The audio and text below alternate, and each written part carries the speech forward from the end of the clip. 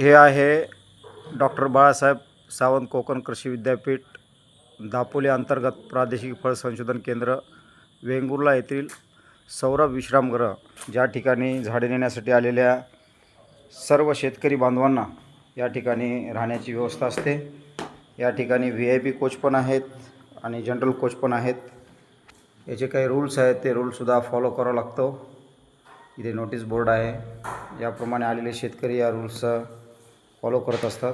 आपण पाहू शकता, हे गेस्ट हाऊस आहे कोकण कृषी विद्यापीठाचं।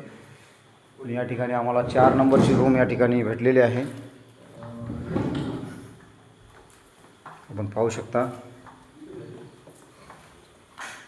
हे 4 नंबरची रूम, ज्या ठिकाणी आम्ही 4 जण या ठिकाणी राहणार आहोत। आलेल्या प्रत्येक शेतकऱ्याला या ठिकाणी अतिशय सुंदर व्यवस्था विद्यापीठाच्या माध्यमातून या ठिकाणी करण्यात येते। वर जनरलसुद्धा कॉट आहेत। सर लाईट चालू करा सर। हे पाहू शकता, एका रूममध्ये 4 जण राहणे आवश्यक आहे असा नियम आहे, परंतु आम्ही एकत्र 6 जण आल्यामुळे आम्हाला 6 जणांसाठी एक गादी या ठिकाणी एक्स्ट्रा देण्यात आलेली आहे। आपण पाहू शकता, रावसाहेब महाराज या ठिकाणी निद्रा अवस्थेत आपला आराम करत आहेत। गुड नाईटची वगैरे सर्व व्यवस्था आहे, मच्छर वगैरे सर्व स्वच्छता आहे, पाहू शकता आपण। हे आहे वेंगुर्ला येथील फळ संशोधन केंद्र, डॉक्टर बाळासाहेब सावंत कोकण कृषी विद्यापीठ दापोली अंतर्गत। या ठिकाणून गेल्या वर्षी आम्ही 1000 केशर आंब्याची झाडे नेले होतो।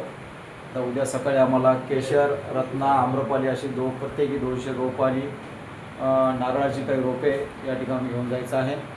आता आम्ही सर्वजण या ठिकाणी आराम करणार आहोत।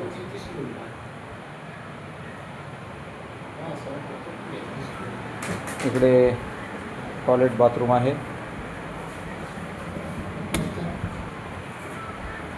आपलं मौल्यवान वस्तू ठेवण्यासाठी या ठिकाणी लॉकरसुद्धा आहेत, आपण पाहू शकता।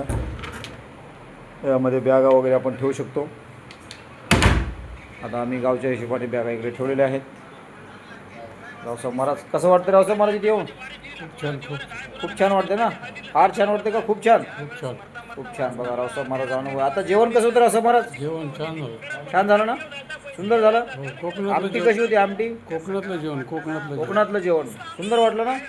वा वा, कोकणातला आपला दुसरा ट्रिप आहे का? हां, छान वाटलं। आणि तुमची चंद्रभागेचं स्नान पण छान झालं आहे ना?